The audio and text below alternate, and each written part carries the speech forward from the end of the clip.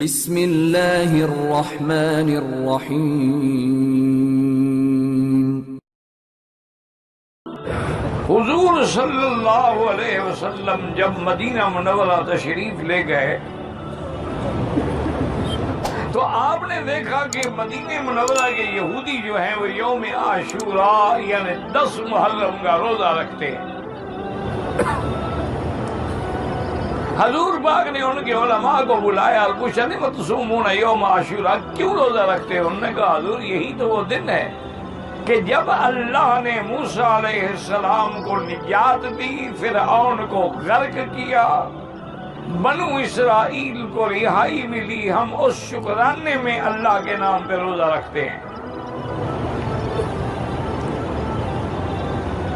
اچھی طرح سمجھیں، لوگوں نے سمجھا ہوا ہے کہ یہ عاشوراء کا روزہ کا تعلق حضرت حسین تو پہلے ہی نہیں ہوئے تھے، ابھی تو بی بی فاطمہ کی شادی ہی نہیں ہوئی تھی۔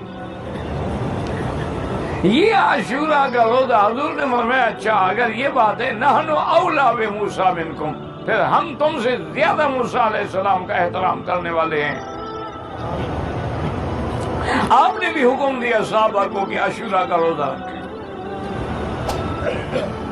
اور ساتھ حضور نے یہ بھی حکم فرما دیا کہ صوموا یومن قبلہ او یومن بعدہ، کہ صرف 10 کا روزہ نہ رکھیں، لوگ یہ نہ سمجھیں کہ نعوذ باللہ ہم یہودیوں کی پیروی کر رہے ہیں، بلکہ 9 اور 10 رکھیں یا 10 اور 11 رکھیں، 2 روزے رکھیں۔ حضور صلی اللہ علیہ وسلم نے خود بھی یہ روزہ رکھا۔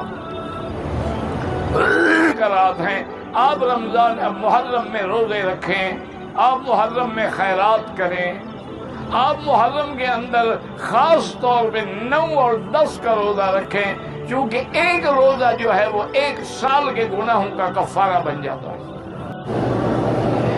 محرم میں ویسے تو محرم کے پورے مہینے میں آپ روزے رکھیں کہ یہ شہر اللہ المحرم، اللہ کا مہینہ ہے، اور خاص طور پہ عاشوراء کا روزہ جو ہے یعنی 10ویں کا روزہ، یہ تو حضور نے فرمایا کہ کفارۃ السنۃ التی قبلہ، جو پہلا سال گزر گیا گناہوں کو اس کا کفارہ ہو جاتا ہے۔ اصل اس کی وجہ یہ تھی، اس کی وجہ کربلا نہیں ہے، اس کی وجہ شہادت حسین نہیں ہے، ابھی تو حضرت حسین کیا ان کی والدہ کی شادی بھی نہیں ہوئی تھی۔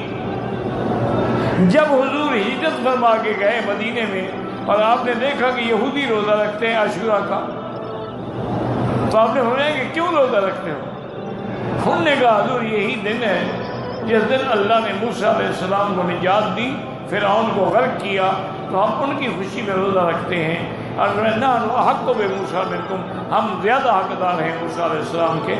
آپ نے 10 کا روزہ رکھا اور ساتھ حکم دیا صوموا یومن قبلہ او یومن بعدہ، یا ایک دن پہلے بھی روزہ رکھو یا ایک دن بعد میں بھی، تاکہ یہودی اسے تشابہ نہ ہو جائے۔ لیکن اس میں بھی افضل یہ ہے، یاد رکھو کہ 9 اور 10 کا رکھا جائے، افضل یہ ہے، کیونکہ حدیث میں اس نے فرمایا کہ اگر اگلا سال اللہ نے نصیب کیا تو ہم 9 کو بھی روزہ رکھیں گے، زیادہ افضل یہ ہے کہ 9 اور 10۔ اچھا اگر کوئی نہ بھی رکھ سکے، صرف 10 کا روزہ رکھے تب بھی جائز ہے۔